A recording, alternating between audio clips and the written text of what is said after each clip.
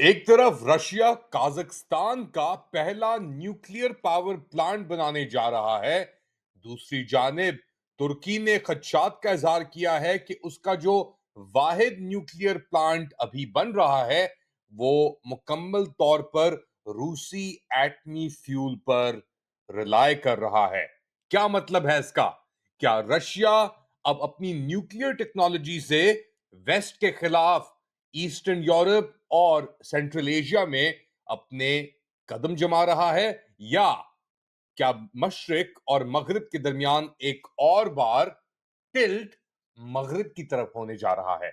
Late Ali show you के इस episode में आप सबको खुशामदेद। Do like, subscribe and share this content. बात शुरू करते हैं रशिया और काजाकिस्तान से, जहां पे एक नया मुआहिदा सामने आया है, एक नए एनपीपी का। इनफैक्ट काजाकिस्तान का सबसे पहला न्यूक्लियर पावर प्लांट जो रशिया अब बनाने जा रहा है। एक बार फिर याद रखें, काजाकिस्तान और ये पूरा खित्ता पहले सोवियत यूनियन का हिस्सा था। यहां पे इनफैक्ट न्यूक्लियर वेपन्स भी एक जमाने में स्टेशन किए गए थे, मगर जब सोवियत यूनियन खत्म हुई तो वो सब चीजें वापस ले ली गई। टेक्नोलॉजी भी, फ्यूल भी, सब चीजें, नो हाउ वापस रशिया चला गया। यूक्रेन के अंदर भी ये हमने देखा, काजाकिस्तान में भी देखा, मगर अब काजाकिस्तान रशिया के साथ एक और मुआहिदा साइन करने जा रहा है। इसकी डिटेल्स भी सामने आ गई हैं, पढ़ के आपको सुनाता हूं मैं। ये इंटरफैक्स रिपोर्ट कर रहा है और ये बात हो रही है कि कंस्ट्रक्शन काजाकिस्तान के पहले न्यूक्लियर पावर प्लांट के ऊपर एक बुनियाद रखेगी एनर्जी कोऑपरेशन रशिया और काजाकिस्तान के दरमियान। ये दावा किया है काजक प्रेसिडेंट तोकायव ने। और बेसिकली इन दोनों ममालिक के दरमियान बहुत अरसे से कोशिश चल रही थी कि दोबारा एक न्यूक्लियर पावर प्रोजेक्ट को शुरू किया जाए। और अब तुकायव साहब कह रहे हैं कि जो कंस्ट्रक्शन है काजाकिस्तान के पहले न्यूक्लियर पावर प्लांट की एक इंटरनेशनल कंसोर्शियम के तहत होगी, मगर उसके अंदर लीड जो लेगा वो लेगा रोसाटॉम, जो रशियन एक स्पेशलाइज करता है न्यूक्लियर पावर प्लांट्स और प्रोजेक्ट्स बनाने के अंदर। और ये कह रहे हैं तुकायव साहब कि ये बेसिकली एक full nuclear fuel cycle enable करेगा काजाकिस्तान के अंदर। माइनिंग यूरेनियम से लेकर, अच्छा यूरेनियम कहाँ माइन होती है? काजाकिस्तान के पास बहुत बड़ा रकबा है एरिया का, यूरेनियम डिपॉजिट्स भी हैं। साथ साथ यूरेनियम डिपॉजिट्स को एक्सट्रैक्ट करने से लेके बिजली बनाने तक, तो पूरी न्यूक्लियर फ्यूल साइकिल को ये काजाकिस्तान अब कंप्लीट करने जा रहा है रशिया की मदद से। इसके साथ साथ ये भी कह रहे हैं कि ये नई बेसिकली ट्रांसफर ऑफ टेक्नोलॉजीज के लिए भी काम आएगा, कि रशिया से टेक्नोलॉजी ट्रांसफर होगी काजाकिस्तान, स्पेशलिस्ट ट्रेन होंगे, नौकरियां बनेंगी और एसोसिएटेड इंडस्ट्रीज जैसे मैकेनिकल इंजीनियरिंग और जो इंस्ट्रूमेंट मेकिंग, क्योंकि ये हम सेंट्रीफ्यूजेस की बात कर रहे हैं। सेंट्रीफ्यूजेस बड़े कॉम्प्लिकेटेड एक प्रोजेक्ट है, वो किस तरीके से बैलेंस होता है, उसके जो कंपोनेंट्स बनते हैं आप इंपोर्ट बाहर से करते हैं यूजुअली, मगर अब अगर रशिया और काजाकिस्तान का जो प्रोजेक्ट है, काजक सदर का कहना है कि जो इंस्ट्रूमेंट मेकिंग भी होगी वो भी काजाकिस्तान के अंदर इनेबल की जा सकती है। रोसाटॉम एनपीपी काजाकिस्तान के अंदर बनाने जा रहा है। आइडिया ये है, जो अग्रीमेंट साइन किया है, कि 2 VVER 1200 रिएक्टर यूनिट कंस्ट्रक्शन 11 साल लेगी और 2035 और 36 में जाके ये मुकम्मल होगी। रशियन स्टेट एक्सपोर्ट लोन भी इसके ऊपर तवज्जो दी जा रही है और तकरीबन 10,000 स्पेशलिस्ट हैं वो इस प्लांट की तामीर के अंदर हिस्सा लेंगे। 2,000 जो हैं वो इसको ऑपरेट करेंगे और बेसिकली इसका नाम होगा न्यूक्लियर एनर्जी एजेंसी, डिसाइड करेगी इसका नाम क्या रखना है। और साइट कहां होगी ये बेसिकली बलखाश का एरिया है, उल्कैन। उल्कैन इन द बलखाश एरिया। सर्वे अब शुरू किया उन्होंने कि ये एरिया सही है, यहाँ पे कोई इश्यूज तो नहीं है। जो इसकी टोपोग्राफी है वो कैसी जाती है, कहाँ कहाँ इसके अंदर गहराइयां हैं, ये सब कुछ है। और साथ साथ अभी एक एग्जिस्टिंग साइट है जाम्बिल रीजन के अंदर, 50 वेल्स वहां पे खोदी जाएंगी और तकरीबन 30 से 120 मीटर की डेप्थ के ऊपर ये सब कुछ होंगी। एनपीपी लोकेशन भी chosen due to count of hydrogeological features of the terrain, अच्छा पानी आ रहा है कि नहीं आ रहा, निकल कहां से रहा है, ये सब चीजें, साइस्मिक स्टेबिलिटी, अर्थक्वेक प्रोन तो नहीं है वो जगह, और दीगर और जो कॉम्प्लिकेशंस हैं, और बड़े प्रिसाइज होते हैं, 11 साल लगेंगे इस प्रोजेक्ट के अंदर। काजाकिस्तान बहुत बड़ा एरिया, बहुत बड़ा मुल्क, यानी लैंड वाइज मेरे ख्याल से रशिया के बाद, एशिया के अंदर चाइना और रशिया के बाद काजाकिस्तान सबसे बड़ा लैंड वाइज एरिया समझा जाता है।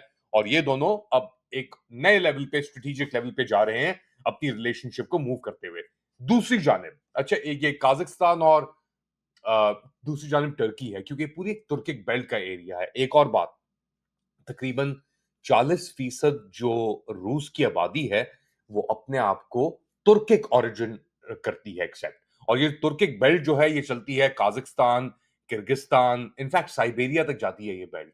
तो पूरा एरिया जो है काजाकिस्तान, ईस्ट तुर्किस्तान जो चाइना में गिरता है, किर्गिस्तान, ताजिकिस्तान तो नहीं आएगा, उज्बेकिस्तान, तुर्कमेनिस्तान और अजरबैजान और फिर तुर्की, ये पूरी एक पट्टी तुर्किक बेल्ट इसको कहा जाता है। और इनफैक्ट काजाकिस्तान के अंदर भी एक टर्किश और रशियन डिवाइड है, याद रखिएगा इसे। कुछ साल पहले वहां पे एहतजाज भी हुए थे टर्किश एरियाज में, अलमाती के अंदर, अस्ताना के अंदर ज्यादातर अब रशियन इन्फ्लुएंस है, मगर तोकायव के आने के बाद, नजरबायव के जाने के बाद और तोकायव के आने के बाद एक बैलेंसिंग चल रही है। और उस बैलेंस के अंदर कभी वो उधर जाते हैं, कभी इधर आते हैं, मगर रशियन टेक्नोलॉजी और न्यूक्लियर एक्सपर्टीज को लेकर वो डेफिनेटली उस तरफ जा रहे हैं। साथ साथ टर्की टर्की के अंदर जो उनका पहला nuclear plant, Akkuyu nuclear power plant basically जो बन रहा है और रशियन मदद से बन रहा है, अब टर्किश पार्लियामेंट के अंदर जो एनर्जी मिनिस्टर हैं अरसलान बायराक्तार, उन्होंने आके ऐलान किया है कि जी उनकी तो पूरी डिपेंडेंसी जो है अकुयू न्यूक्लियर पावर प्लांट की, वो रशियन यूरेनियम फ्यूल के ऊपर है। यानी रशिया से जो उसका फ्यूल आ रहा है, यूरेनियम जिसको एनरिच करते हैं, वो फिर अकुयू में वो कंप्लीटली उसके ऊपर है। और ये बेसिकली एक तरीके से वार्निंग देखी जा रही है, क्योंकि अगर रोसाटॉम जो वहां पे बना रहा है वही यहाँ पे बना रहा है, तो टर्की समझता है कि इतनी रिलायंस रशियन फ्यूल के ऊपर शायद मुनासिब ना हो। ऐसी एनवायरनमेंट में जब अमेरिका बिल्कुल ही एक पागल हुआ है रशियन एनर्जी को लेकर, एनर्जी सप्लाईज को लेकर, वो तो ज्यादातर तेल और इंडिया की बात हो रही है, मगर टर्की के अंदर ये एहसास अब हो गया कि अगर हमने कंप्लीटली रिलाई किया रशिया के ऊपर और उनकी यूरेनियम टेक्नोलॉजी के ऊपर, तो फिर हमें वेस्ट के साथ और अमेरिका के साथ बहुत मसले हो सकते हैं। और ये एक तरीके से इसीलिए अब अल्प अरसलान बाराकतार जो एनर्जी मिनिस्टर हैं, उन्होंने खड़े होकर कहा है कि हमारी डिपेंडेंस है और इस डिपेंडेंस को ओवरकम करने के लिए हमें और दीगर ममालिक से कोऑपरेशन चाहिए होगी, और हम कोशिश कर रहे हैं कि न्यू प्रोजेक्ट शुरू किए जाएं। अब बेसिकली 20 अरब डॉलर का यकीयू प्रोजेक्ट है। ये 2010 के अग्रीमेंट के अंदर रशिया ने बनाया था और ऑपरेट कर रहे थे इसे। और बेसिकली एक नई किस्म की स्ट्रेटेजिक डिपेंडेंस, क्योंकि टर्की चाह रहा है बहुत अरसे से यार उसकी भी एक nuclear power energy civilian use के लिए भी हो, और आगे जाके शायद वो इनरिचमेंट की तरफ भी जाए, वेपन्स ग्रेड की तरफ, मगर वो बाहर तौर पे बात नहीं करते ऑब्वियसली।